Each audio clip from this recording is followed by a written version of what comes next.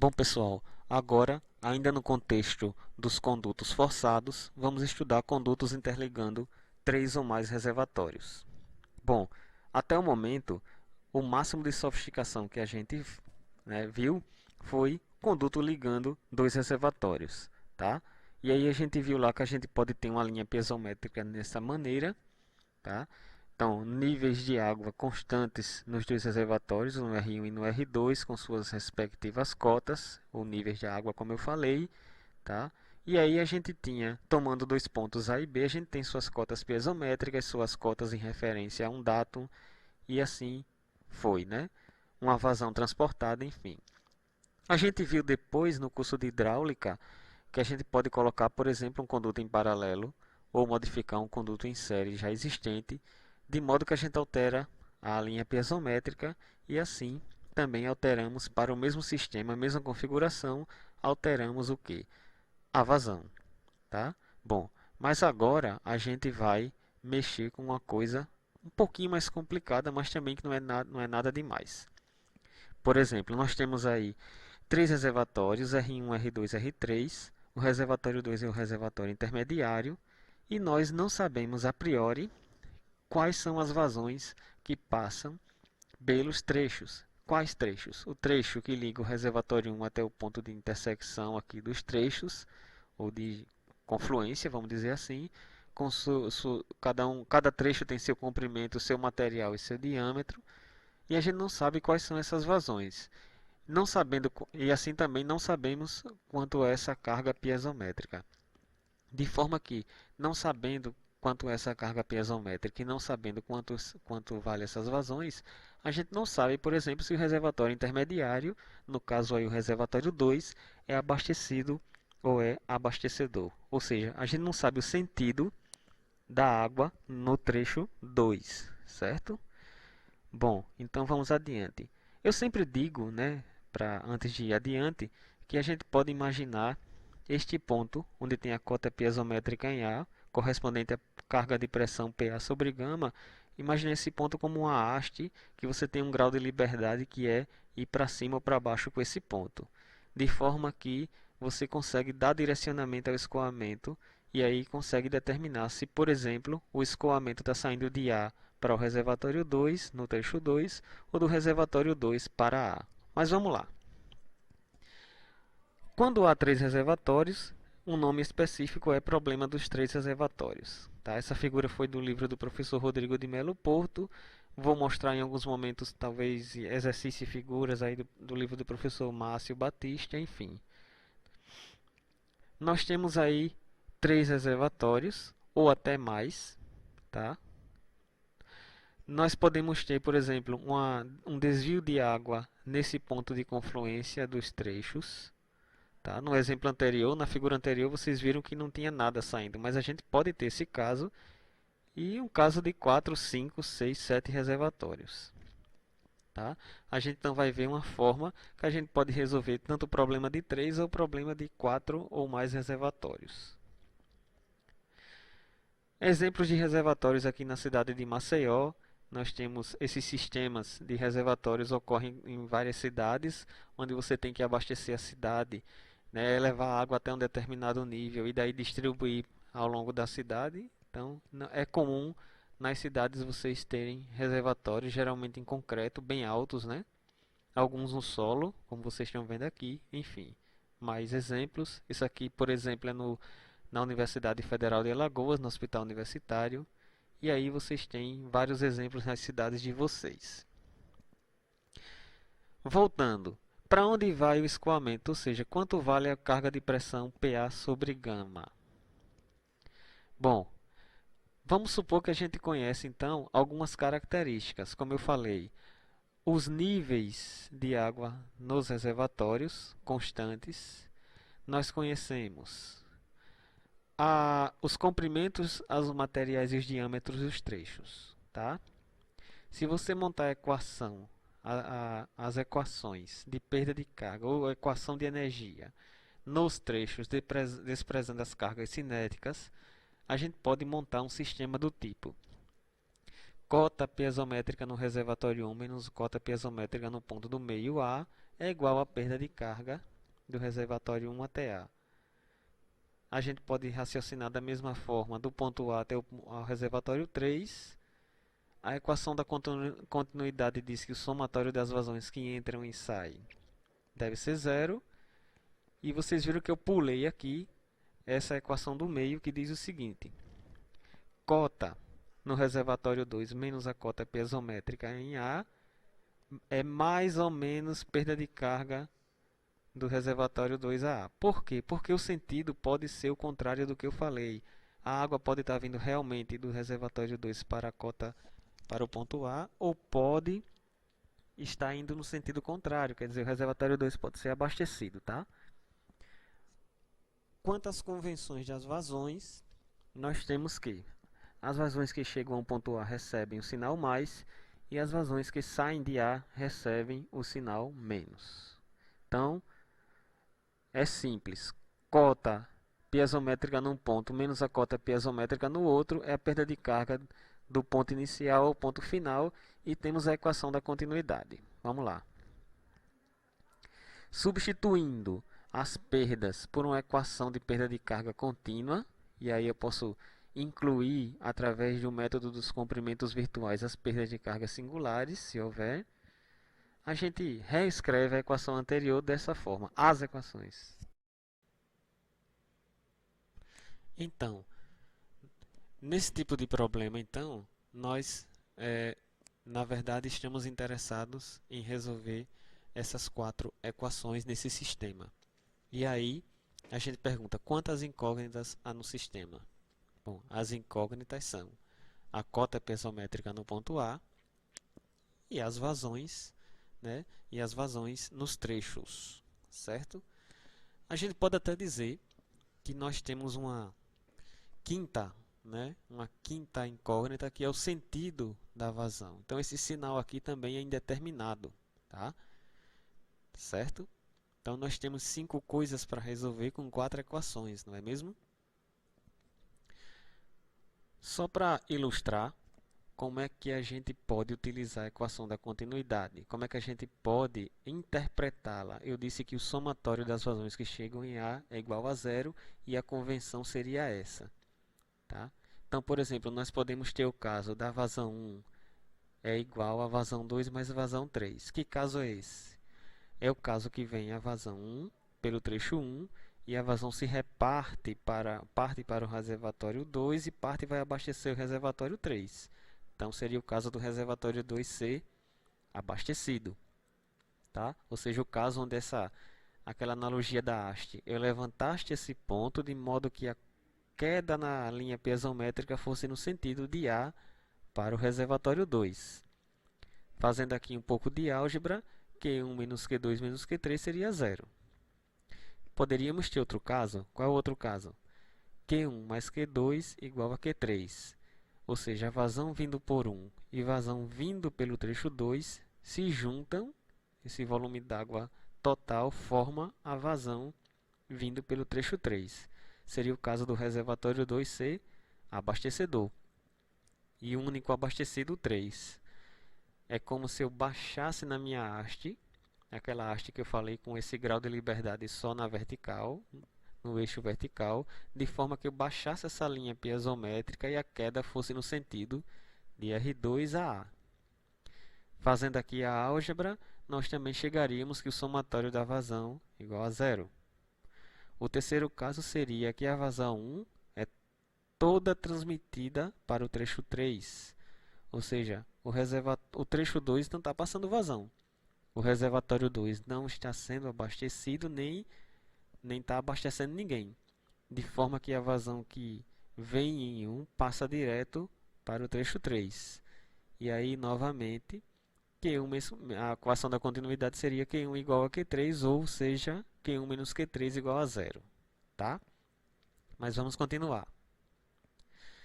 Então, as incógnitas Q1, Q2, Q3 e PA sobre gama, e ainda temos o sentido do escoamento. De forma que, para resolver este problema, nós temos que adotar alguma coisa para começar. Esta alguma coisa é justamente o sentido do escoamento. E aí, adotando o sentido, resta-nos o sistema de equações de 4 incógnitas, com 4 equações. Vamos ver como fazer isso, então. Fazendo, por exemplo, a hipótese de a cota piezométrica em A ser igual à cota no reservatório R2, nós temos que a vazão em 2 é igual a zero. É aquele terceiro caso que eu falei antes. Ou seja, na nossa haste, a gente mexe este ponto aqui azul, de modo que essa linha, que é a cota piezométrica de R2 a A ou de A a R2, seja horizontal. A gente pode, então, utilizar uma equação de perda de carga para estimar a vazão nos trechos 1 e 3 e verificar se essas vazões calculadas batem com o que foi lançado de hipótese. Ou seja, a gente pega a diferença de cota piezométrica entre ZR1 e ZR2 vezes o diâmetro 1 elevado a m sobre beta1 L1 elevado a 1 sobre m, tudo isso, para estimar a vazão no trecho 1. Por que eu estou dizendo que a perda de carga no trecho 1 seria ZR1 menos ZR2? Ora, eu não estou assumindo como hipótese que a cota piezométrica em A não é igual a ZR2, então no lugar de CPA aqui, eu coloco ZR2 e calculo a vazão. Guardo o valor. Da mesma forma, supondo então pela hipótese que CPA é igual a ZR2, eu faço ZR2 menos ZR3, perda de carga daqui até aqui, né? De A até o reservatório R3, uso os dados do trecho 3 e que eu estimo a vazão Q3. Se a vazão Q1 bater com a vazão Q3, então se a vazão Q1 bater com a vazão Q3, é porque sua hipótese estava correta. E aí o problema acaba por aí. Tá? Se não, aí nós temos que descobrir qual o sentido real da água de A para R2. Tá? Então, se não, aí tem aquela coisa, né? Se Q1 for maior que Q3, é porque alguma coisa foi para Q2. O fluxo, então, é do ponto A para o reservatório R2. Desculpem a nomenclatura que era para eu ter mudado. Então, aqui é de A para o R2. Tá? Se não, se Q1 for menor que Q3, é porque para que Q3 fosse maior, teve que chegar água de algum canto, de algum local. Foi justamente do reservatório R2. E aí, desculpem novamente aqui o erro na nomenclatura, que eu botei aí a letra C e a letra B. É porque eu fiz uma revisão desses slides, tá, gente? Então, nós temos então para um sistema possível de equação seria esse, tá? E outro sistema então seria esse. A diferença basicamente nos dois sistemas se dá por causa do sinal que a gente acabou de descobrir, por causa desses sinões ou sinãos. Aí veio a dúvida, né? Bom, mas tirando essa parte de português, né, vocês aí depois descubram, o fato é que em função das vazões estimadas no trecho 1 e no trecho 3, a gente descobre se o sistema é um sistema que será composto por uma equação, uma daquelas equações no sentido de R2 para A ou de A para R2, certo? Então vamos pular isso aqui, que também está com a nomenclatura estranha, e vamos passar para o próximo slide. Como resolver o problema sem montar o sistema? Bom, o método anterior, que é aquele método chamado problema dos três reservatórios, com um autor chamado Bélanger, eu acho que é assim que pronuncia, tá? Serve para três reservatórios, você fazer aquela suposição e tal. Existe um método que você pode usar tanto para 3 reservatórios quanto para mais reservatórios. É um método interativo chamado método do balanço de vazões. Então, nesse método, a gente parte de uma hipótese também, tá? Só que aí, se essa hipótese não se confirmar, a gente dá eu vou colocar entre aspas, um chute de uma nova carga piezométrica no ponto A e retoma os cálculos. Tá? No fundo, a gente fez isso no problema anterior, quer dizer, a gente na verdade supõe uma cota piezométrica aqui no ponto intermediário de chegada dos condutos, chegadas e saídas, e a gente roda, né, vamos dizer assim, o sistema para ver se bate a equação da continuidade, tá? A diferença é que agora tem uma forma da gente fazer isso, dar esse chute calculado, né? Um chute meio paradoxo aí, mas enfim. Então, o que é que a gente faz? A gente supõe que a cota piezométrica em A tem um determinado valor e não precisa ser igual ao valor do reservatório R2, tá, gente? Não precisa ser aquela hipótese de não ter água aqui no trecho 2. Calculamos as perdas de carga nos trechos, calculamos as vazões, como a gente fez inclusive no método passado, ou seja, a gente tem um Q1, um Q2 e um Q3 calculada, e aí a gente faz a verificação. A continuidade é obedecida? Que continuidade? Aquela que diz que a somatória das vazões que chegam e saem de A tem que ser igual a zero. Sim, é obedecida. Beleza? Resolvido. Não, não é obedecida. Aí recalculamos a cota piezométrica em A partir de um acréscimo ou decréscimo de cota piezométrica ΔZ.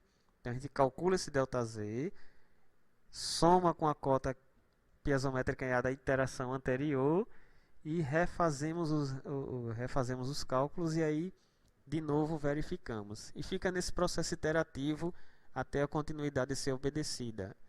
E a continuidade ser obedecida não necessariamente tem que ser a somatória das vazões zeros. Aí a tolerância quem dá é você, certo? O chute, que eu chamei de chute, na verdade não é um chute. E tem um momento que eu chamei de chute calculado. Né? Na verdade, tem essa fórmula que eu peguei do livro do professor Márcio Batista e da professora Márcia Lara, professores da Universidade Federal de Minas Gerais. Lá tem a dedução dessa fórmula. Tá? Então, em função do que foi calculado anteriormente, no caso aqui nós temos 4 reservatórios, ó, por isso que o somatório é até 4, nós fazemos então um chute, o acréscimo, nós calculamos o ΔZ, e esse ΔZ que vai entrar no novo CPA para a gente rodar de novo esse modelinho, certo? No caso aí vocês estão vendo 4 reservatórios e entra ainda na jogada o QB, que é a vazão que sai aqui, que pode ser para uma cidade, para uma zona de irrigação, enfim. Lá no livro do professor Márcio tem um exercício resolvido que é mais ou menos assim. Determine as vazões do sistema abaixo. Então você tem aí 3 reservatórios com suas características. O coeficiente de atrito da equação universal, os diâmetros, os comprimentos e os trechos. Você pode complementar essa tabela com a coluna de dados calculando o beta, que para um conduto circular e unidades no SI, você tem que o beta, que representa o material, é 0,0826 vezes o fator de atrito. Faz a tal da hipótese, ou seja, qual o reservatório intermediário aqui? O reservatório que tem a cota de 90. Então, e o ponto intermediário é o ponto D. E o trecho que você não sabe o sentido da água é o DB ou BD. Então você faz a suposição que nesse trecho a vazão é zero e calcula as vazões em AD e DC com a equação de perda de carga que você estiver trabalhando. No caso a gente vai usar a universal. Calculando, tá? Então a gente descobre, por exemplo, que não fecha. Quer dizer, QAD deu menor do que QDC.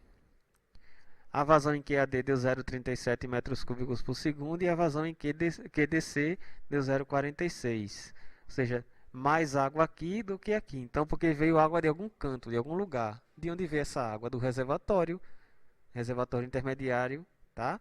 Então a gente monta o sistema, ou seja, a hipótese de QDB ser zero foi por água abaixo, foi para o beleléu.